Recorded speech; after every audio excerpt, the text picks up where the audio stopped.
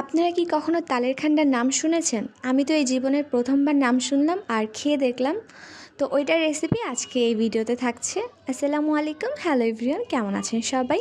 তো তালের খান্ডা বানানোর জন্য এখানে আমি নিয়েছি তালটাকে কিন্তু ভালো করে চটকে নিতে হবে, আর এখানে কিন্তু কোনো পানি ইউজ করা যাবে না। তালটাকে ভালো করে চটকে নিয়ে কিন্তু একটা ছাঁকনি দিয়ে ছেঁকে নিতে হবে যাতে কোনো আঁশ না থাকে। এখন এখানে নিয়েছি আমি চাল ভাজা, এটা কিন্তু ভাতের নর্মাল চালটাকে আমি ভেজে নিয়েছি, ভেজে ভালো করে গুঁড়ো করে নিয়েছি, একদম পাউডার করে ফেলতে হবে।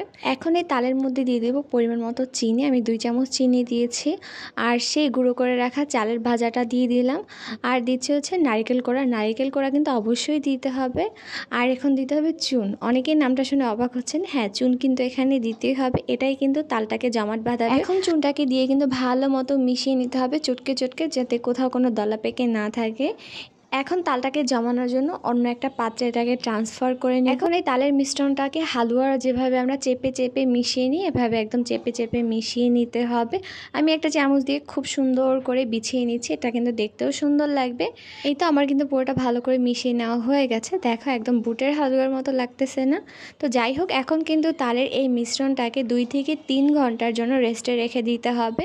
তো রেস্টে রাখার পরে এখন আমি হালুয়ার মতো কেটে নিচ্ছি, কিন্তু দুঃখের বিষয় কি জানো, আমার তালের খান্ডাটা কেন জানি জমে না। যাই হোক, আমি একটু টেস্ট করে দেখতেছিলাম যে টেস্টটা কেমন হয়েছে, বাট না, তালের খান্ডাটা অনেক মজা লেগেছে। আমি তো জীবনের প্রথমবার খেয়ে এটা মুগ্ধ হয়ে গেলাম। আমাদের কাছে রেসিপিটা কেমন লেগেছে অবশ্যই কিন্তু কমেন্ট করে জানাও। তো বাসায় কিন্তু একবার ট্রাই করে দেখো। তো আজকের ভিডিওটা এখানেই শেষ করছি। আল্লাহ হাফেজ।